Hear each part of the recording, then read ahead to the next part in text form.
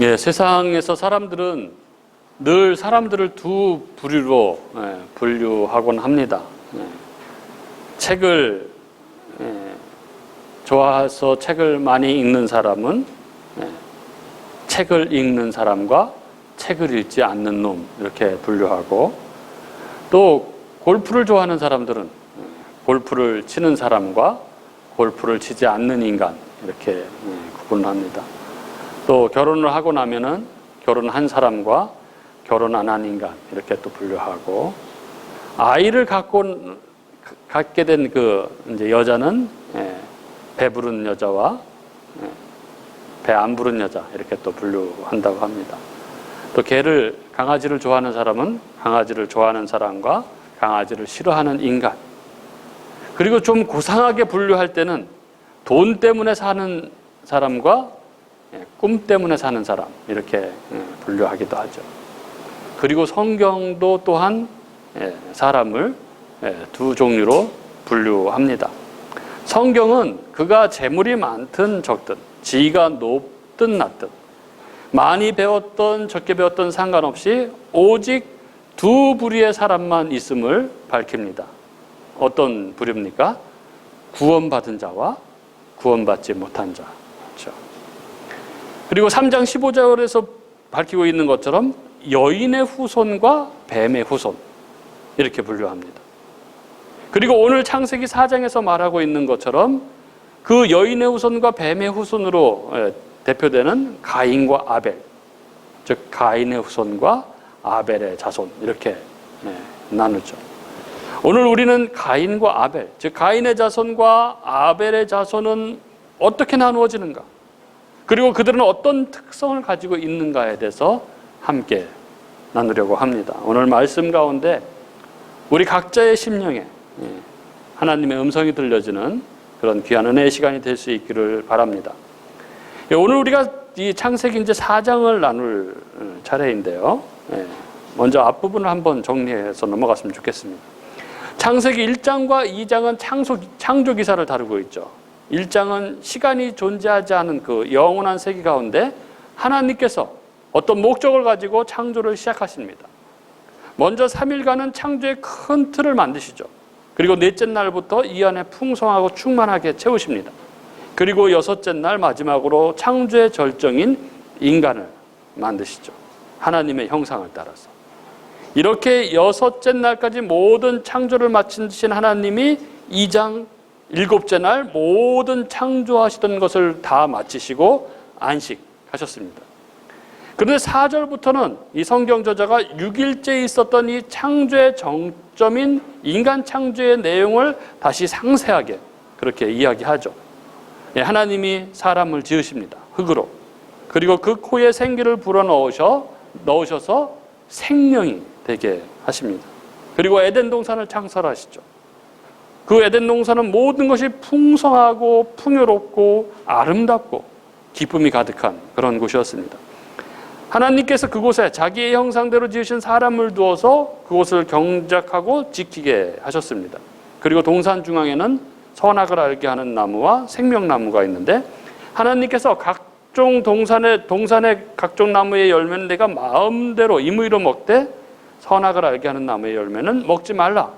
먹는 날에는 반드시 죽으리라. 이렇게 명령하셨습니다. 그리고 하나님은 아담에게 돕는 배필을 지으셔서 둘이 한 몸이 되도록 하셨죠. 그리고 7째 날 모든 창조를 마치신 하나님께서 안식하신 것입니다. 즉 하나님께서는 모든 피조 만물이 그 아름다움을 발산하며 하나님을 찬양하고 하나님의 형상을 따라 지음받은 인간이 그 피조 세계를 다스리며 그렇게 피조물의 위치에서 창조주 하나님으로부터 그 충만한 생명력을 받아 누리는 그 나라를 만드시고 거기에서 안식하신 것입니다. 그것이 바로 하나님의 나라, 천국이었습니다. 그렇게 하나님이 이르신 안식 가운데 이제 선악을 알게 하는 나무의 열매를 먹지 말라고 하는 그 하나님의 계명, 율법을 지켜서 의를 얻고, 그래서 생명나무 열매를 먹고 완전한 안식 가운데 영원한 생명 가운데 들어가야 되는 인간이 사단의 유혹을 받아서 범죄하고 맙니다. 하나님의 그 모든 풍성한 은혜를 받았음에도 불구하고 그 마음에 자신이 하나님과 같이 되고자 하는 마음이 들어가 버림으로 인해서 하나님의 계명을 범하고 맙니다. 그래서 그렇게 죄가 인류 가운데 들어오게 되는 것이죠. 그리고 이 죄에 대해서 하나님은 진노하시고 저주하십니다. 그 죄의 결과가 바로 죽음, 하나님과의 단절, 바로 영원한 멸망이었습니다. 그런데 이것은 하나님의 애초의 창조 계획과는 완전히 다른 것이었습니다. 복됨이 아닌 저주, 축복이 아닌 진노 가운데 그렇게 영원한 멸망을 향해 당해야 하는 존재가 되어버린 것, 이것은 하나님의 계획이 결코 아니었습니다. 우리가 2장에서 함께 나누었던 것처럼 우리 하나님은 여호와, 바로 약속하시고 언약하시고 그 언약을 반드시 성취하시는 하나님이시죠. 그리고 그것에 대한 기록이 바로 성경, 구약과 신약이라고 했습니다. 바로 그 하나님, 여호와 하나님께서 인간의 범죄로 말미암아 망가져버린 당신의 인간들을 향한 그 계획을 다시 회복시키시기 위해서 역사를 진행하시죠. 그 첫 번째 말씀이 3장 15절, 이것을 첫 복음, 원시복음이라고 하는데 이 말씀입니다. 내가 너를 여자와 원수가 되게 하고 내 후손도 여자의 후손과 원수가 되게 하리니 여자의 후손은 내 머리를 상하게 할 것이요 너는 그의 발꿈치를 상하게 할 것이니라. 이 뱀을 향한 저주 속에서 하나님께서는 당신이 원래 계획하신 그 목적대로 당신의 택하신 백성들을 반드시 회복시킬 것임을 선언하십니다. 즉 여자의 후손, 바로 예수 그리스도죠. 여자의 후손을 통하여 뱀의 머리를 상하게 하심으로, 사탄의 세력을 쳐부숨으로 다시 하나님의 창조의 목적 가운데 들어오게 하실 것임을 천명하신 것입니다. 그리고 에덴에서 추방되는 이 아담과 하와에게 하나님께서 가죽옷을 지어 입히십니다. 이것은 바로 이제 눈이 밝아져서 이게 죄인이 된 거죠. 자기들이 벗었음을 알게 됨으로 느끼게 됐던 그 부끄러움, 즉 죄를 가리기 위해서는 희생제물이 예수 그리스도가 필요하게 될 것임을 보여주는 그런 것이었습니다.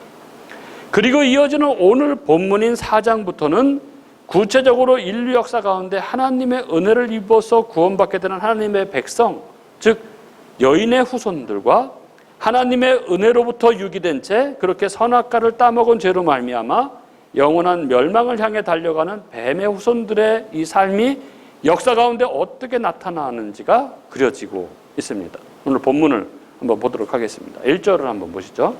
아담이 그의 아내 하와와 동침하매 하와가 임신하여 가인을 낳고 이르되 내가 여호와로 말미암아 등남하였다 하니라. 하와가 아들을 낳고 기뻐하는 것을 보게 됩니다. 자기가 여호와로 말미암아 아들을 낳았다는 것이죠. 이 말에는 어떤 기대와 감사, 이런 뉘앙스가 느껴집니다. 왜 그럴까요? 아마 하와가 가인을 낳고 이 말을 할 때 하와는 하나님께서 하신 말씀을 기억했을 것입니다. 바로 3장 15절이죠. 여자의 후손은 내 머리를 상하게 할 것이요 뱀은 그의 발꿈치를 상하게 할 것이니라는 말씀이죠. 그래서 가인이 태어났을 때 그들은 이 하나님의 약속인 여자의 후손이 태어났고 그가 뱀의 머리를 상하게 하신다고 하신 것이 실현되리라고, 그래서 그들이 다시 낙원으로 돌아갈 것이라고 그렇게 믿었을 것입니다. 그래서 가인이라는 이 이름을 지어준 것이죠. 이 가인이라는 이름은 부수고 다시 세우다, 똑바로 세우다 또는 구속하다, 이런 의미입니다. 그런데 우리가 알다시피 그 가인, 맏아들은 하나님께서 약속하신 그 여인의 후손이 아니었습니다. 아담과 하와는 크게 실망을 했을 것입니다. 그래서 두 번째 아들을 낳았을 때 그 아들 이름을 아벨이라고 짓습니다. 여기 아벨이라고 번역된 히브리어 이 하벨은 호흡, 한 호흡, 연기, 안개, 증기, 이런 의미입니다. 그러니까 전도서에 나오는 헛되고 헛되며 헛되고 헛되니 모든 것이 헛되도다에 쓰이니 헛되다가 바로 하벨입니다. 그러니까 아무것도 아닌 자, 이런 뜻입니다. 아벨은. 그러니까 아담과 하와가 기대 속에서 가인을 낳은 후에 얼마나 실망했는지가 잘 드러나고 있는 이름이죠. 어쨌든 그들은 그렇게 태어났고 그들은 자라갔습니다. 그리고 아벨은 양을 쳤고 가인은 농사를 지었습니다. 그리고 세월이 흐른 후에 이들이 여호와께 제사를 드립니다. 가인은 땅의 소산으로 제사를 드렸고 아벨은 양의 첫 새끼와 기름으로 제사를 드렸습니다. 그런데 4절과 5절에 보면 하나님은 이 아벨과 그의 제물은 받으셨으나 가인과 그의 제물은 받지 않으셨다고 기록하고 있죠. 이게 무슨 말인가요? 이 말은 그 아벨이 아담의 타락 후 둘로 갈라지게 되는 뱀의 후손과 여인의 후손 중 바로 여인의 후손이었다는 것을 말해주고 있는 것입니다. 아담의 장남과 차남이 뱀의 후손과 여인의 후손으로 갈라지게 된 것입니다. 그런데 오늘 본문에서도 나타나지만 우리가 보기에는 이 여인의 후손으로 등장하는 아벨이 가인보다 대단하게 잘한 것이 없어 보입니다. 단지 다른 것은 가인은 곡식으로 제사를 드렸고 아벨은 양을 죽여서 제사를 드렸다는 것 뿐이죠. 그래서 어떤 사람들은 이 부분을 가리켜 아벨은 피가 있는 제사를 드렸기 때문에 하나님께서 그 제사를 받으신 것이고 가인은 피가 없는 곡물로 제사를 드렸기 때문에 하나님께서 받으시지 않은 것이라고 이렇게 설명을 하기도 합니다. 그러나 이러한 설명에는 좀 문제가 있습니다. 왜냐하면 레위기를 보면 곡식으로 드리는 이 소제도 하나님이 받으시는 정한 제물이었기 때문에 그렇습니다. 그리고 무엇보다도 하나님이 받고 받지 않으시고 하는 문제가 제물의 문제라고 한다면 하나님의 구원은 제물을 드리는 자의 제물에 따라 결정된다는 결론이 되고 말기 때문에 그렇습니다. 결코 그렇지 않습니다. 하나님의 구원에 우리 인간의 그 어떤 근거나 조건도 작용할 수는 없습니다. 따라서 가인의 제사를 받지 않으시고 아벨의 제사를 받으신 것은 그들이 드린 제물의 내용 때문이 아닌 것은 분명하죠. 그렇다면 아벨이 하나님이 기뻐하시는 제사를 드릴 수 있었던 그 근거는 무엇입니까? 그 근거에 대해서 히브리서 11장 4절은 이렇게 증거합니다. 믿음으로 아벨은 가인보다 더 나은 제사를 하나님께 드림으로 의로운 자라 하시는 증거를 얻었으니 하나님이 그 예물에 대하여 증거하심이라. 저가 죽었으나 그 믿음으로써 오히려 말하느니라. 이렇게 기록하고 있죠. 이 히브리서 기자는 아벨이 의인이었다고 말합니다. 그런데 그가 의인된 것은 그의 제사는 믿음으로 드린 제사였기 때문에 그가 의인이라는 것이 증거되었다는 것이죠. 하나님께서 아벨의 제사를 받으신 것은 그의 제물 때문이 아니라 그의 제사가 믿음으로 드린 제사였기 때문이라는 것입니다. 그렇습니다. 아벨은 믿음이 있었습니다. 그리고 그는 믿음으로 제사를 드렸습니다. 그래서 그 제사를 하나님이 받으신 것입니다. 그렇다면 여러분, 이 아벨의 믿음은 어디에서 난 것입니까? 믿음은 스스로 만들어낼 수 없는 것이죠. 믿음은 인간이 만들어낼 수 있는 것이 아니라 은혜로 주어지는 하나님의 선물이라고 성경은 말합니다. 에베소서 2장 8절이죠. 너희가 그 은혜를 인하여 믿음으로 말미암아 구원을 얻었나니 이것이 너희에게서 난 것이 아니요 하나님의 선물이라. 그러니까 아벨은 하나님이 주신 믿음으로 하나님이 기뻐하시는 제사를 드릴 수 있었던 것입니다. 은혜로 그렇게 된 것이죠. 이렇듯 하나님은 모든 인간들이 타락해서 저주의 지옥을 향해 달려가고 있을 때 그들 중 어떤 자들을 선택하셔서 하나님의 은혜로 그들을 구원하시는 것입니다. 이렇게 타락한 아담 이후에 그 택한 자의 첫 번째 모델이 바로 아벨인 것입니다. 사람들은 이런 하나님을 너무 하시는 거 아니냐? 비합리적인 거 아니냐? 누구는 구원하시고 누구는 버리시는 거 이거 너무 하나님 이상하신 거 아니냐? 이렇게 이야기합니다. 그러나 전혀 그렇지 않습니다. 아담 이외의 모든 인간들은 다 저주받은 가인들이었습니다. 모든 인간들은 다 하나같이 저주의 땅에 쫓겨난 자들입니다. 그리고 하나님은 이런 인간들이 드리는 어떤 것도 받으시는 분이 아니시죠. 하나님은 당신의 은혜를 거부하고 자기 스스로 왕이 되어 살아가고자 하는 자들을 쳐다보지도 않으십니다. 그런데 그런 자들 중에서 아벨이라는 자가 은혜로 택함을 받고 하나님께 돌아오게 되는 것입니다. 은혜로 아벨은 구원을 받은 것입니다. 다 마땅히 저주 가운데 멸망 가운데 달려가는 게 마땅한데 그 중에 하나님의 은혜로 구원을 받게 된 것이죠. 하나님은 이렇게 인간이 타락을 하자마자 즉시 당신 백성들을 다시 건져 올리시기 시작하시는 것을 우리는 보게 됩니다. 그러면 가인은 무엇입니까? 가인은 바로 이 하나님의 은혜로부터 유기된 자입니다. 그는 하나님께 제사도 드리고 했지만 그에게는 믿음이 없었고, 그는 실제 뱀의 후손, 자기가 하나님이 되고자 하는 뱀의 욕망 가운데 있던 자인 것입니다. 그리고 그 뱀의 후손의 특징을 성경은 아주 명확하게 묘사합니다. 4장 5절에 보면 이렇죠. 가인과 그의 재물은 받지 아니하신지라 가인이 몹시 분하여 안색이 변하니, 이렇게 적고 있죠. 이 성경은 하나님께서 그의 재물을 받지 않으시자 가인이 몹시 분하여 안색이 변했다, 이렇게 기록합니다.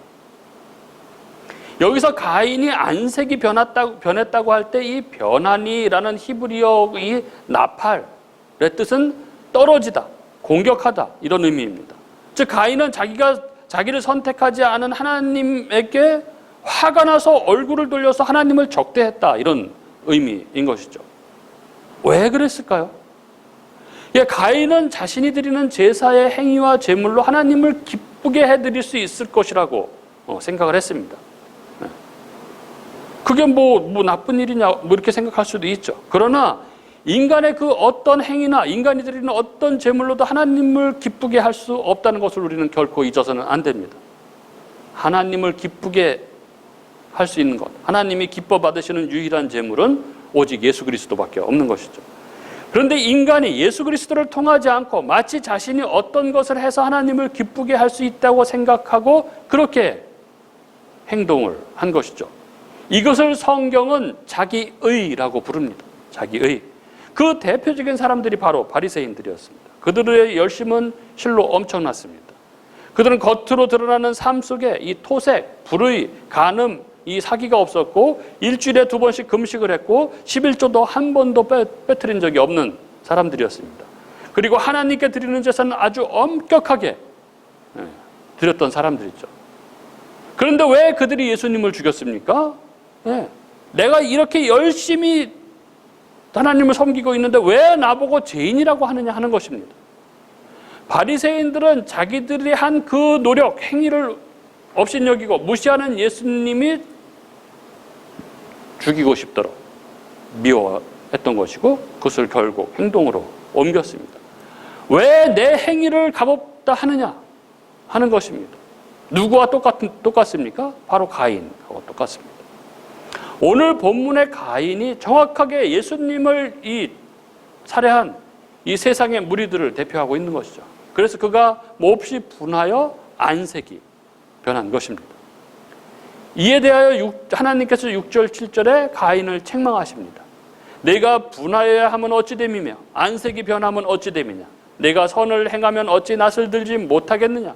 선을 행하지 아니하면 죄가 문에 엎드려 있느니라. 죄가 너를 원하나 너는 죄를 다스릴지니라. 이렇게 말씀하죠. 여러분, 선을 행한다는 게 무슨 얘기입니까? 선이라는 것은 하나님의 작정과 계획과 뜻에 따라 이루어지는 것이 바로 선입니다. 이것을 인간 쪽에서 보면은 하나님과 올바른 관계를 회복한 사람들이 그분이 세우신 질서 안에서 하나님을 하나님 자리에 올려드리고, 그래서 그분의 뜻에 따라 사는 것, 이것이 바로 선입니다. 그런데 가인은 그런 자가 아니었죠. 가인은 여전히 자신을 하나님 자리에 올려놓고 하나님처럼 되기 위해서 이 땅의 것들로 하나님의 비위를 맞추고자 했던 그런 사람이었던 것입니다. 그래서 하나님은 그에게 너는 선을 행하는 자가 아니다. 그래서 내 재물을 받지 않는 것이다. 이렇게 말씀하신 것이죠. 그렇다면 아벨은 어떻습니까? 아벨은 자신이 죄인인 것을 정확히 인식하고 자기 힘으로는 절대 하나님과의 관계를 회복할 수 없다는 것을 알았습니다. 이름 그대로 자기는 아무것도 아닌 자라는 것이죠. 그래서 아벨은 오직 믿음으로 제물을 드린 것입니다. 양의 첫 새끼를 기름을 발라서 기름과 함께 제사를 드림으로 예수 그리스도라는 구원자의 도래를 기다리는 믿음으로 제사를 드렸던 것이죠. 그런데 이 아벨이 어떻게 이런 믿음을 갖게 되었습니까? 앞서 말씀드린 대로 은혜로 그렇게 된 것입니다. 이렇듯 아벨은 하나님의 은혜로 하나님을 올바로 예배하는 자, 오늘 본문의 표현을 빌리면 선을 행하는 자였습니다. 그러나 가인은 여전히 자신이 하나님 자리에 앉은 자, 그렇게 자기 의로 가득한 자였던 것이죠. 그런데 이 아벨의 선한 삶, 선한 행위, 즉 올바른 예배의 삶이 가인의 악한 삶을 오히려 드러내는 그런 결과를 도출하고 말았던 것이죠. 아벨이 가인에게 넌 잘못 사는 거야, 너처럼 살면 안 돼 라고 그는 가인을 결코 나무라지 않았습니다. 그저 묵묵히 아벨은 자신의 자리에서 올바른 예배의 삶을 살았습니다. 그런데 이런 아벨의 삶은 가인의 삶이 악한 삶임을 드러내는 역할을 했던 것이죠. 이게 바로 하나님의 은혜로 택함을 받은 자, 바로 여인의 후손들의 삶인 것이죠. 그들은 그저 하나님이 은혜로 주신 그 믿음을 따라 각자 자기의 믿음의 삶을 묵묵히 살아가는 사람들입니다. 그런데 그들의 삶, 그들의 예배는 이 뱀의 후손들에게는 그 자체가 그들이 죄인이라는 것을, 그들이 심판의 대상이라는 것을 드러내는 역할을 하게 되는 것입니다. 그리고 그렇게 여인의 후손들의 삶을 통하여 자신들이 죄인임이 드러나게 될 때 그들은 그 죄성이 폭발하게 되는 것이죠. 그래서 어떻게 합니까? 죽이는 것입니다. 가인들이 아벨들을 죽이는 것이죠. 유대인들이 그들의 죄를 폭로한 예수님을 십자가에 못 박아 죽였듯이 그들은 자신의 죄를 드러내는 이 여인들의 후손을 죽이는 것입니다. 8절.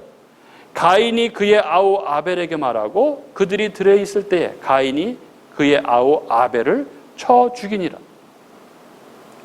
이렇듯 하나님의 백성은, 즉 여인의 자손은 뱀의 자손에게 이 세상에서 고난을 당하게 이렇게 되어 있습니다. 하나님의 은혜로 택함을 받아 영원한 생명 가운데 들어간 자들에게 이런 삶은 어찌 보면 필연적이라고 할 수 있습니다. 그렇게 하나님의 백성들은 이 세상에서 고난 속에 살아가지만 그들의 삶은 그 삶 자체로 소금으로, 빛으로 세상 가운데 드러나게 되는 것입니다. 소금이 뭡니까? 하나님의 영원한 언약을 상징하는 것입니다. 우리는 영원한 하나님의 언약 백성입니다. 그렇게 초월적인 모습으로 살아가게 되어 있습니다. 천국을 바라보며 초월적인 모습으로 살아갑니다. 그리고 빛이 무엇입니까? 어둠을 어둠으로 드러나게 하는 것이죠. 이게 바로 신자의 삶, 바로 여자의 후손의 삶입니다. 그렇게 가인의 자손들은 여자의 후손들을 핍박하며 어둠의 삶, 그 가증한 삶을 살아가지만 그러나 하나님은 그들을 사람이 직접 심판하지 못하도록 그렇게 하십니다. 9절에 보면 하나님이 물으시죠. 내 아우가 어디 있느냐? 몰라서 물으시는 게 아닙니다. 그런데 가인은 모릅니다. 이렇게 대답하죠. 게다가 한마디 더 합니다. 내가 아우를 지키는 자니까. 자기의 죄가 드러났음을 인정하고 그래서 회개하지 못하고 자기의 잘못을 거짓말로 둘러대죠. 억울하다고 대응합니다. 이게 가인들의 특징입니다. 안색이 변하고 자신이 억울하다고 대어드는 사람들입니다. 그러자 11절 12절 하나님이 가인을 저주하시죠. 내가 땅에서 저주를 받을 것이다. 내가 밭을 갈아도 밭이 효력을 내지 아니할 것이며 내가 땅에서 피하며 유리하는 자가 될 것이다. 그런데도 가인은 회개하지 않습니다. 13절 그는 자기 죄벌이 너무 무겁다고 합니다. 그러면서 14절에 보면 자기가 유리하는 자가 될 터인데 자기를 만나는 자들이 자기를 죽게 할 것이다 이렇게 말하죠. 아주 가관입니다. 그런데 15절 이런 가인에게 하나님이 표를 주셔서 그의 죽음을 면하게 하십니다. 아이러니하게도 이 살인자 가인은 하나님의 저주를 받은 자인데 그런데 하나님은 그에게 표를 주어서 사람들의 보복으로부터 죽음을 면하게 하셨습니다. 무엇인가요? 그것은 이 악한 자를 향한 우리의 보복을 금하신 것입니다. 그렇습니다. 죄의 심판은 오직 하나님의 몫입니다. 절대 우리가 당했다고 그것을 우리가 갚으려고 해서는 안 됩니다. 그것은 하나님의 영역이라는 것을 우리는 결코 잊지 말아야 합니다. 이렇듯 세상에는 그 본질이 완전히 다른 두 부류의 사람들이 있습니다. 하나는 하나님과 완전히 관계가 끊겨버리고 자기가 스스로 하나님이 되어 살아가는 사람들, 즉 사탄을 그 배후에 둔 뱀의 후손, 곧 가인의 후손들이고, 또 다른 부류는 믿음으로 살아가는 사람들입니다. 하나님의 은혜로 믿음을 갖게 된 자로서 하나님을 의지하고 하나님을 예배하면서 살아가는, 그래서 그 삶 자체가 소금과 빛이 되어서 어둠을 드러내고 심판하는 그런 삶을 살아가는 사람들, 즉 여자의 후손, 아벨의 자손들입니다. 그들, 여자의 후손, 아벨의 후손들은 그렇게 자기 의를 가지고 자기를 증명하려 하려는 자들, 즉 가인의 후손들에 의해서 고난과 핍박을 받으며 살아가지만 그러나 묵묵히 그 삶을 살아갑니다. 그래서 그 여인의 후손을 대표하는 자의 이름이 아벨인 것이죠. 아무것도 아닌 자. 그리고 그것은 바로 예수 그리스도의 삶이었습니다. 그래서 히브리서 12장 24절은 이렇게 증거합니다. 새 언약의 중보자이신 예수와 및 아벨의 피보다 더 나은 것을 말하는 뿌린 피니라. 이렇게 성경은 아벨의 피를 예수 그리스도의 피와 연결하고 있는 것입니다. 그러나 우리가 반드시 잊지 말아야 할 것은, 이렇게 아벨의 자손들은 가인의 자손들에 의해 핍박을 당하고 그렇게 살아가지만 이게 끝이 아니라는 것입니다. 그렇게 죽임을 당한 아벨은 하나님에 의해서 다시 부활합니다. 예수 그리스도가 죽으시고 부활하신 것처럼. 그것이 오늘 본문 이 4장의 25절이 증거하고 있는 것이죠. 25절 이렇게 증거합니다. 아담이 다시 자기 아내와 동침하매 그가 아들을 낳아 그의 이름을 셋이라 하였으니 이는 하나님이 내게 가인이 죽인 아벨 대신에 다른 씨를 주셨다 하며, 여기 대신에라고 번역된 단어가 두다, 임명하다 이런 뜻입니다. 이 말은 하나님께서 여인의 후손으로 왔던 이 죽은 아벨 대신에 셋을 그 자리에 임명했다는 그런 의미입니다. 그러니까 하나님의 백성들은 이 땅에서 가인들에 의해서 고난과 핍박 속에 살아가지만 그러나 결국 셋으로 부활하는 삶이라는 것을 오늘 성경이 증거하고 있는 것입니다. 여러분, 이게 바로 여자의 후손, 바로 성도의 삶입니다. 성도의 삶에는 반드시 부와 명예와 성공만이 있는 것은 아닙니다. 성도의 삶에는 핍박이 있을 수 있고 성도의 삶에도 고난이 있을 수 있습니다. 이 땅에서 그들의 삶은 정말 아무것도 아닌 자, 그런 아벨의 삶일 수 있습니다. 그러나 오늘 창세기 4장을 통하여 우리가 알게 되는 것은, 성도는 믿음으로 살아가는 사람들, 하나님의 은혜로 믿음을 갖게 된 자로서 하나님을 의지하고 하나님을 예배하며 살아가는, 그래서 그 초월적인 삶 자체가 소금과 빛이 되어서 어둠을 어둠으로 드러나게 하는 사람들, 그렇게 이 땅에서 살아갈 때에 하나님이 우리 주 예수를 죽음으로부터 부활시키신 것처럼 아벨의 자리에 다시 셋을 두신 것처럼 영원한 생명을 잊고 우리가 다시 살아나게 될 것임을 오늘 4장은, 창세기 4장은 우리에게 증거하고 있는 것입니다. 이것이 믿는 자, 성도들의 소망입니다. 이것이 성도들의 삶의 이유이고, 이것이 성도들이 이 땅에서 겪는 모든 고난 속에서도 참고 인내하며 살아가는 그 삶의 근거인 것입니다. 그렇게 이 땅에서는 아무것도 아닌 자처럼 그렇게 살아가지만, 그러나 이 짧은 나그네 같은 인생을 마치고 나면 주님의 나라, 그 영원한 나라에서 주님과 함께 영원한 생명을 누리며 살 것을 소망하며 살아가는 사람들, 그들이 바로 성도, 하나님의 백성이라는 것을 오늘 우리는 말씀 가운데 보게 됩니다. 이 말씀이 우리에게 진정한 위로가 될 수 있기를 바랍니다. 아무 노력과 아무 자격도 없는 우리들에게 은혜로 믿음을 주셔서 하나님의 하나님을 예배하며 살아가게 하시고, 그 영원한 생명을 얻은 자로서 영원히 천국에서 우리 주님과 함께 살아갈 자임을 우리가 마음속에 깊이 새김으로 우리의 모든 삶 가운데, 우리의 삶의 어떠함에도 불구하고 우리가 그 나라를 소망하며 믿음으로, 기쁨으로 살아갈 수 있는 저와 여러분이 될 수 있기를 주님의 이름으로 축복합니다.